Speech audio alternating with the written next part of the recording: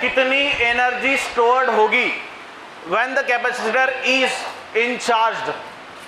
जिस समय में हम लोग कोई कैपेसिटर को कोई इलेक्ट्रिसिटी प्रोवाइड करता है या हम लोग कुछ एनर्जी प्रोवाइड करता है, तो वो कैपेसिटर कितनी एनर्जी स्टोर कर सकता है और कितनी अमाउंट ऑफ एनर्जी स्टोर करके रखेगा, उसका जो इक्वेशंस निकल के आएगा। So that is the equation for energy stored in capacitor.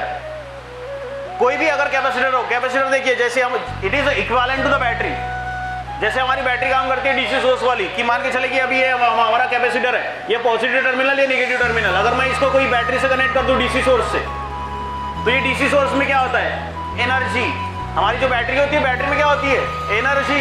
क्या होती है, एनर्जी। कौन सी एनर्जी होती है, इलेक्ट्रिकल एनर्जी। कौन सी एनर्जी होती है, these are all the utilization of electrical energy. ये पूरी की पूरी कौन सी एनर्जी यूज करते हैं हम लोग। आप मोबाइल फोन चार्ज करते हो, उसमें कौन सी एनर्जी स्टोर करते हो, इलेक्ट्रिकल एनर्जी। आप कोई भी इलेक्ट्रिकल अप्लायंसेस चलाते हो, जैसे मान के चलो आप अपनी घर की टीवी चला रहे हो, जो टीवी चल रही है कौन सी एनर्जी पे चल रही है, इलेक्ट्रिकल एनर्जी। आपके घर की फ्रिज किस पे चल रही है, इलेक्ट्रिकल एनर्जी। आपके घर का हर एक इक्विपमेंट जो इलेक्ट्रिकल अप्लायंसेस है, जो इलेक्ट्रिसिटी पे चल रहा है, वो कौन सी एनर्जी पे चला रहा है, इलेक्ट्रिकल एनर्जी। कौन सी एनर्जी, इलेक्ट्रिकल एनर्जी। तो देखिए अब ये बैटरी में कौन सी एनर्जी होती है, इलेक्ट्रिकल एनर्जी। यहाँ पॉजिटिव या नेगेटिव, तो ये पॉजिटिव चार्जेस यहाँ आ जाएंगे, तो पॉजिटिव चार्जेस यहाँ आ रहे हैं, बट साथ में लेके क्या आता है, एनर्जी। क्या लेके आता है, मैंने बहुत बार समझा चुका हूं आपको कि this charges is only energy carriers. Charges सिर्फ और सिर्फ एनर्जी कैरियर्स है। The transform of energy from one source to the another source, ये एनर्जी को ट्रांसफर करने का काम चार्जेस करता है। चार्जेस एनर्जी नहीं है। एनर्जी को ट्रांसफर करने के लिए जो चीज को यूटिलाइज किया जाता है, so that is nothing but your charges. The transfer of electrical energy from one appliances to another appliances. एक अप्लायंसेस से दूसरे अप्लायंसेस में जो एनर्जी ट्रांसफर करता है, उस कंपोनेंट को कहते हैं चार्ज। तो यहां पे स्टोर्ड क्या है, चार्ज। चार्ज के पास क्या है, एनर्जी। चार्ज के पास में क्या रखी पड़ी है, एनर्जी। तो चार्ज लेके क्या जाता है, अपनी एनर्जी। तो चार्ज यहाँ पे लेके क्या आया, एनर्जी। तो ये क्या है मेरा कैपेसिटर, तो ये कैपेसिटर में क्या लेके आ गया, एनर्जी। तो एनर्जी लेकर के आ गया, तो ये यहाँ पे कितनी एनर्जी स्टोर्ड हुई है। So that is the concept of energy stored in capacitor. ये जो भी हमारा कैपेसिटर होगा, जैसे हम लोग ने अभी थोड़ी देर पहले सीरीज कॉम्बिनेशन और पैरेलल कॉम्बिनेशन में हम लोग ने कॉम्बिनेशन में कैपेसिटर पढ़ा, तो कैपेसिटर को हम लोग ने डीसी सोर्स से कनेक्ट किया हुआ था। डीसी सोर्स का मतलब हम लोग ने उसको इलेक्ट्रिक पोटेंशियल प्रोवाइड की थी। तो इलेक्ट्रिक पोटेंशियल के पास में से एनर्जी जाएगी, तो वो तीनों चार्जेस में जा रही है, सॉरी तीनों कैपेसिटर्स में जा रही है। और जो तीनों कैपेसिटर्स में उसकी एनर्जी जा रही है, तो हर एक कैपेसिटर में कितनी एनर्जी स्टोर्ड होगी। सो that is the concept of energy stored in capacitor. और जैसे पैरेलल कॉम्बिनेशन में हम लोग ने इस कैपेसिटर को पैरेलली कनेक्ट किया हुआ था, तो हम लोग ये तीनों पैरेलल कॉम्बिनेशन, एक इलेक्ट्रिकल सप्लाईज को हम लोग ने कनेक्ट किया हुआ था, इलेक्ट्रिक पोटेंशियल को कनेक्ट किया हुआ था।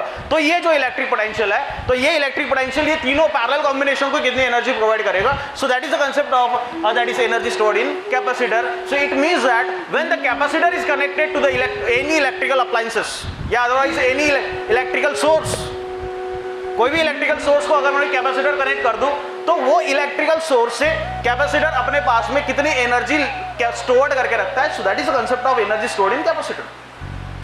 ठीक है, चलिए तो देख लिए, बहुत सिंपल डेरिवेशन है इसका। एक कैपेसिटर मैं कंसीडर कर दूंगा जिसका नाम होगा C, क्लियर। और ये इसको कनेक्ट कर देंगे हम लोग इलेक्ट्रिकल अप्लायंसेस से या इलेक्ट्रिकल सोर्स से मेरा, and that is nothing but your electric potential. So this your higher potential, this your lower potential, ये हो गया तेरा V।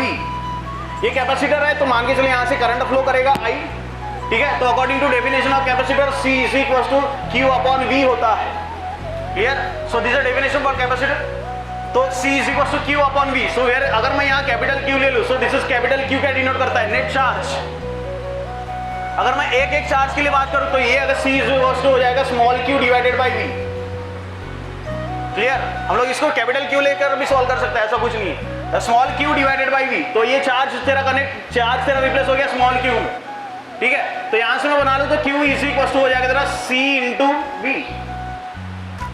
ठीक है, according to the definition of electric potential V is equal to what, work done by charge, work done by charge. तो ये V क्या है तेरा इलेक्ट्रिक पोटेंशियल, मेरे को total energy stored in capacitor निकालना है, मैं डायरेक्ट नहीं निकाल सकता, तो इसलिए मेरे को इसको चेंज करना पड़ेगा। तो V is equal to dW by dQ, ये हो जाएगा dW बाय dQ, क्लियर। तो यहां से अगर मैं dW बना लूं तो dW क्या हो जाएगा, dW is equal to V into dQ, होगा क्या ऐसे। So what dW represent, initial work done, ये क्या रिप्रेजेंट कर रहा है, इनिशियल वर्क डन। अब वर्क डन क्यों निकाले हम लोग ने, क्योंकि यहां से यहां चार्ज फ्लो हो रहा है, there is a motion of charges from electrical appliances या electric potential to the capacitor.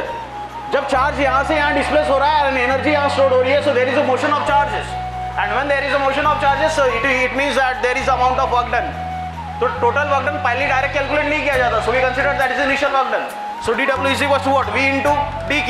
तो अब यहां से देख मेरी इक्वेशन क्या है, ये जो इक्वेशन है यहां से अगर मैं फिर से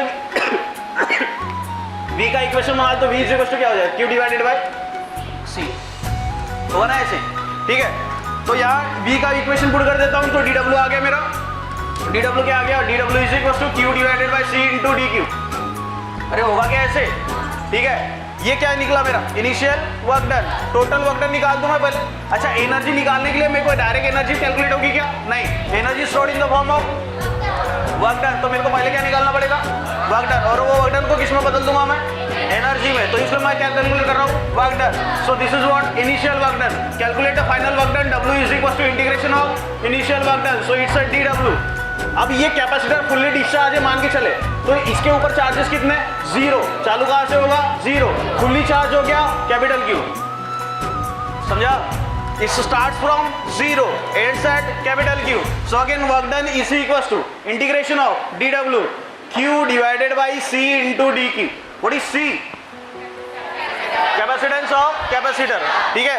तो C कांस्टेंट हो गया इंटीग्रेशन के बाहर, तो work done is equal to 1/C, यहाँ 0 टू Q चाहिए, 1/C integration 0 to Q and this is Q into dQ, ठीक है। Now integration of Q into dQ, Q square by 2, integration of Q into dQ, Q square by, चल देगा इधर।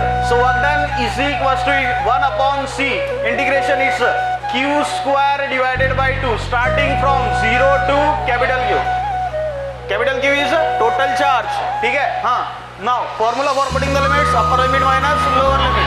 So work done is equal to 1/C, it's Q square divided by 2 minus 0 square divided by 2, होगा क्या ऐसे, this total term is 0, तो work done आ गया 1/C, it's Q square divided by 2, so work done is equal to आ गया तेरा Q square divided by twice C, Q square divided by, work done is stored in the form of, and energy is equals to Q square divided by twice C.